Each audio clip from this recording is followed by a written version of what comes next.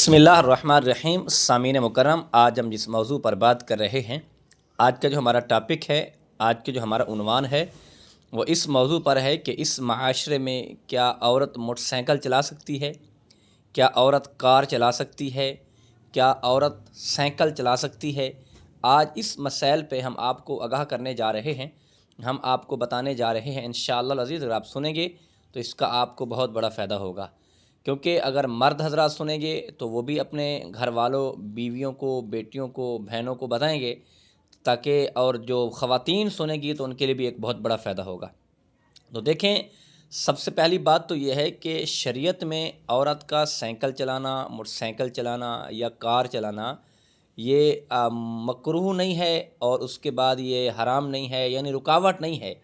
لیکن اسے ہمارے علماء کرام نے مکروہ یعنی کراہت قرار دی ہے۔ وہ اس وجہ سے کہ جب عورت سائیکل چلائے گی، سائیکل چلانے کے زمرے میں جب باہر نکلے گی تو بہت سے مرد اسے دیکھیں گے، متوجہ ہوں گے، اسے دیکھیں گے، یعنی ایک بہت بڑا وبال پیدا ہو سکتا ہے۔ اس کی طرف دیکھیں گے بہت سا، یعنی مثال کے طور پر اگر عورت سائیکل سے گر جاتی ہے تو گرنے ہوئے لوگ جو تماشا بناتے ہیں، لوگ جو باتیں کرتے ہیں، پھر آج سوشل میڈیا کا دور ہے اور فوری ہی انسان کو بعد میں اٹھایا جاتا ہے اور ویڈیو پہلے بنائی جاتی ہے، ویڈیو بنا کے وائرل کر دینا سوشل میڈیا پر، اس کا جو وبال آئے گا، اس کا جو نقصان ہوں گے وہ آپ کے سامنے ہیں۔ اور اسی طرح موٹر سائیکل کا بھی یہی ہے کہ عورت اگر موٹر سائیکل چلائے گی تو سب سے پہلے دیکھیں یہ لڑکی موٹر سائیکل چلا رہی ہے، عورت موٹر سائیکل چلا رہی ہے اور کس زمرے میں چلا رہی ہے۔ جب موٹر سائیکل چلائے گی تو یہ ساری چیزیں جو ہیں یہ ہم نے مد نظر رکھنی ہے،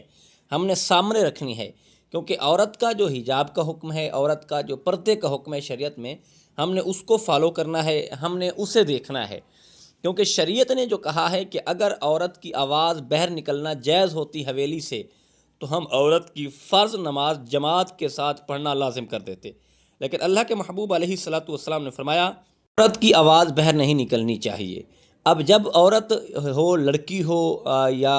خواتین میں سے جو بھی ہو، اگر موٹر سائیکل چلائیں گی جو لوگ اسے دیکھیں گے، بری نگاہ سے دیکھ سکتے ہیں، اچھی نگاہ سے دیکھ سکتے ہیں، یعنی ہر نگاہ سے وہ انسان اسے دیکھ سکتا ہے، تو ایسا نہ ہو کہ جس کی وجہ سے وبال پیدا ہو۔ یعنی عورت اور مرد کا متشابہ ہونا نہیں چاہیے،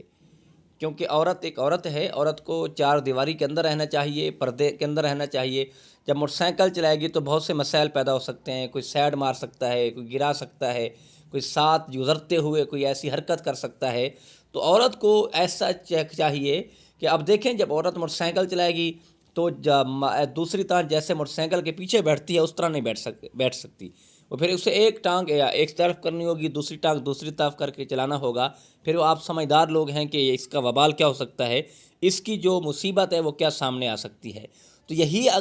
خلاصہ کلام یہ ہے کہ وہ عورت کو چاہیے کہ موٹر سائیکل نہیں چلانا چاہیے، سائیکل نہیں چلانا چاہیے۔ ہاں اگر کار چلاتی ہے تو اگر پردے نقاب کی صورت میں وہ ایک بند ہو جاتی ہے اندر،